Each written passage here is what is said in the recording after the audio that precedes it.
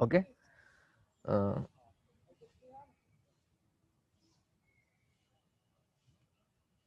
let me complete one another example.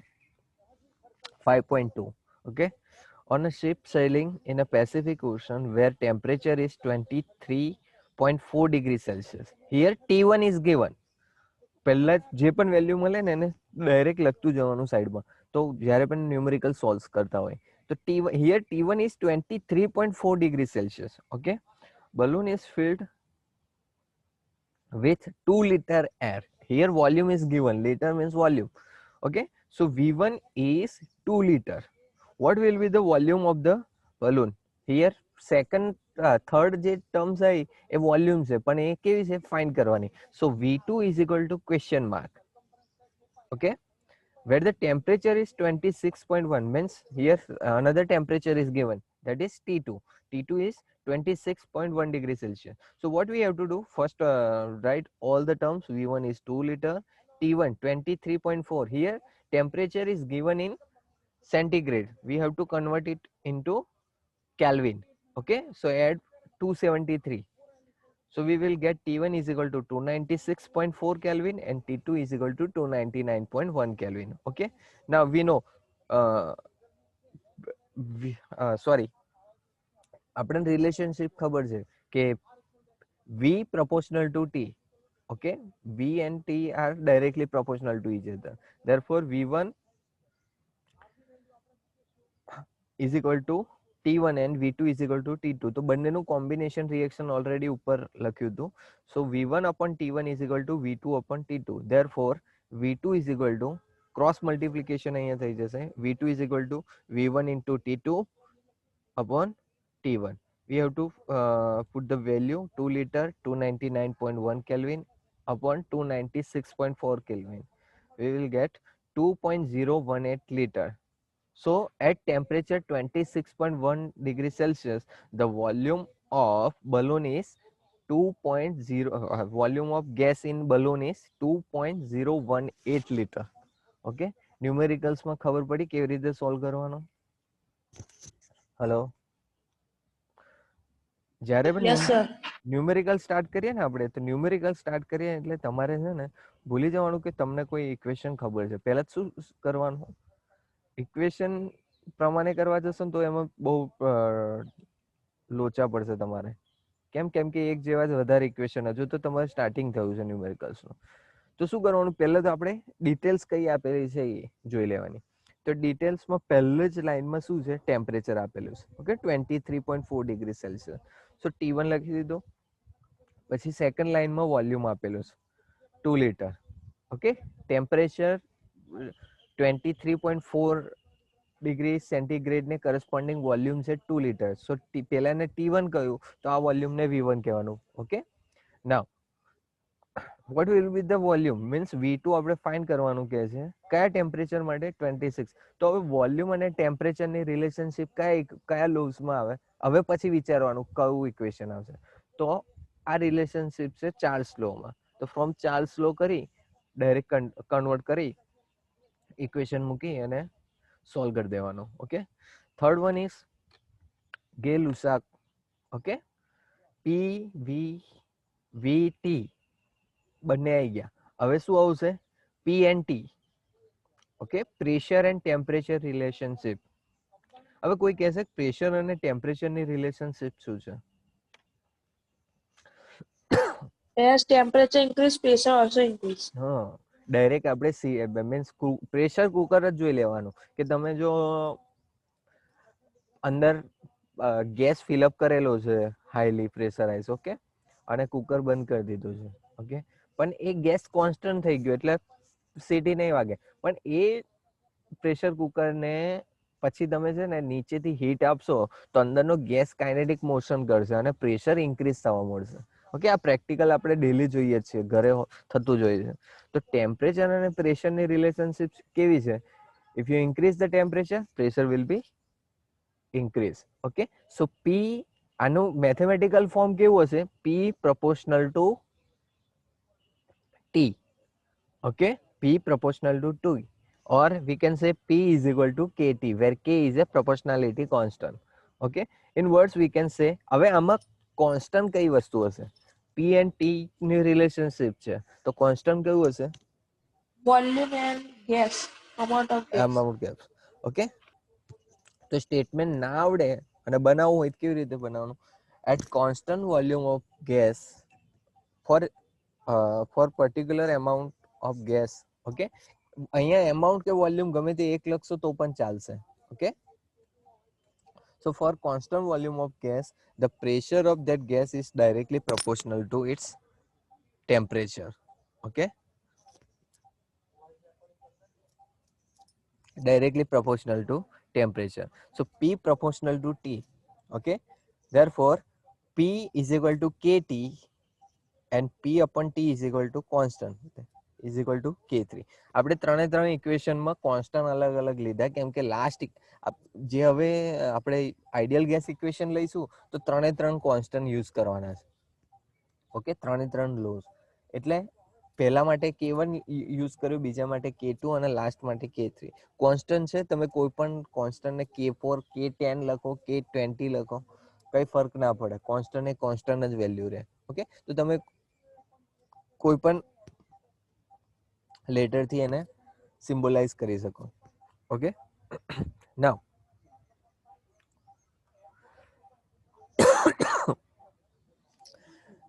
here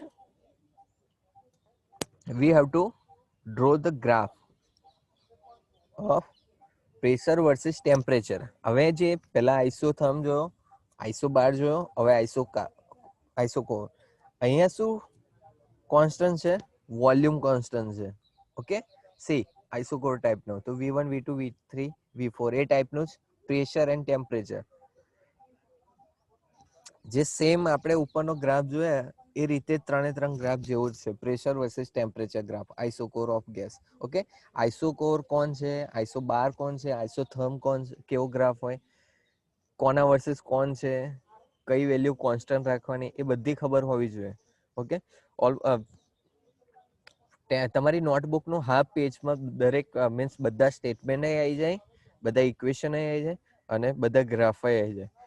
થોડું થોડું એ કરીને લખી દેવાનું. અને બહુ બધું ડિટેલ્સમાં લખવાની જરૂર નહીં. તમારે શું કોન્સ્ટન્ટ છે, કેવો ગ્રાફનું નેચર હોય, એનું સ્ટેટમેન્ટ શું, મેથેમેટિકલ ઇક્વેશન, આ વસ્તુ બહુ જ ઇમ્પોર્ટન્ટ છે તમારે, તો એ તો ખબર હોવી જ જોઈએ. ઓકે, સો આ ગ્રાફ સેમ જે એક્સપ્લેનેશન કર્યું એ જ છે કે pressure and temperature directly proportional to each other છે. મીન્સ નેચર ઓફ ગ્રાફ કેવો હશે? Straight line. Okay, straight line છે. હવે અલગ અલગ વોલ્યુમ માટે if the volume is more, then temperature will be high, and at the same time pressure will be low. Okay, minimum. For unit volume, see first V1, temperature and pressure. Okay, if volume is less, then pressure is high and temperature is low. But if you increase the volume, okay, V2 V3 and V4, what happen? Pressure will be reduce and at the same time temperature will increase. Okay, volume જો add કરતું જાઓ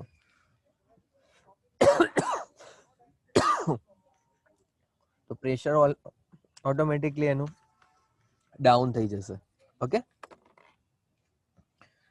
સો અહીંયા સુધી કોઈને doubt છે? ત્રણે ત્રણ Boyle's, Charles and Gay Lussac, No, sir. કોઈને પણ ડાઉટ નહીં? રિષભ, હની, કૃષ્ણા, દિશા, No, sir, no doubt. દેવ, कुश ब्रह्मभट्ट,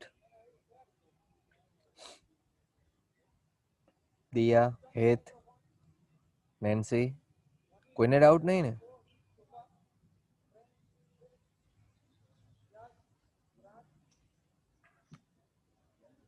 ઓકે, તો મેં કહ્યું એટલું જ કરવાનું છે આમાં, વધારે નહીં. તમારે એ અને સાઈડમાં જ લખી રાખવાનું એને, એવું હોય ને તો આટલામાં થઈ જશે ક્વેશ્ચન. અને ક્વેશ્ચન તો એમાં હું આપી દેવાનું, પણ જે તમારે આ JEE અને NEET જે એપ્લાય કરવાનો ને એના માટે આ વધારે ઇમ્પોર્ટન્ટ છે કે કેવી ટાઈપના ક્વેશ્ચન આવે. તો એ જે વસ્તુ મેં ડિટેલ્સ કહી એટલામાંથી જ આવશે, એનાથી બહારનો ક્વેશ્ચન નહીં હોય. તમે પાસના પેપર રિફર કરશો તો પણ તમને ખબર પડી જશે કેવા ટાઈપના ક્વેશ્ચન હોય છે આ યુનિટમાંથી. Okay, next one is Avogadro law. Okay, volume and amount, V and N relationship. તો હવે એ તો આપણને ઇઝીલી ખબર પડી જાય કે મોલ્સ વધારે હોય તો એનું વોલ્યુમ, તમે 1 મોલ્સ વોટર લીધું તો એનું વોલ્યુમ ઓછું જ હોય, 2 મોલ્સ લો તો એનું વધારે જ હોય. ઓકે, તો વોલ્યુમ અને એમાઉન્ટ ઓફ સબસ્ટન્સ 1 kg લો 2 kg લો તો જેવું એમાઉન્ટ લો એટલું એનું વોલ્યુમ ઇન્ક્રીઝ થવાનું હોય. તો આ તો એકદમ ઈઝી છે કે equal volume,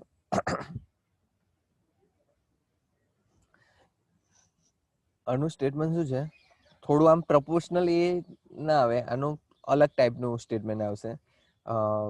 equal volume of gas under the same condition means temperature and pressure, constant temperature and pressure, equal volume of gas contain equal number of molecules. Okay, means કોઈ પણ કન્ડિશનમાં તમે અહીંયા 1 લિટર H2O વેપર લીધી, sorry 1 mole H2O vapour લીધી અને બીજી જગ્યાએ જઈને એ same condition temperature pressure constant એ જ અને 1 મોલ વોટર વેપર લો તો બંનેમાં તમે જો એનું વોલ્યુમ ફાઇન્ડ કરશો તો કોન્સ્ટન્ટ જ હશે. કોઈ પણ કન્ડિશનમાં તમે મીન્સ કોઈ પણ જગ્યાએ તમે ચેક કરો. ઓકે, મીન્સ કોન્સ્ટન્ટ ટેમ્પરેચર અને પ્રેશરે equal amount of gas contain equal number of wait, wait.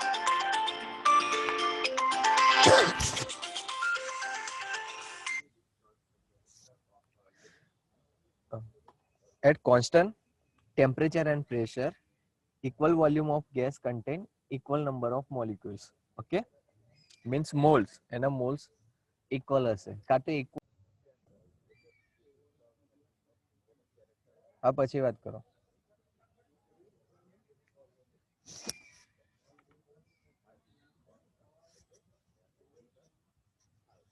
પછી વાત.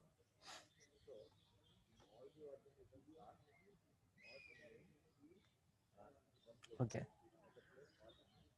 so for constant for constant temperature and pressure, equal volume of gas contain equal number of molecules. આ statement યાદ રાખવાનું, V proportional to N.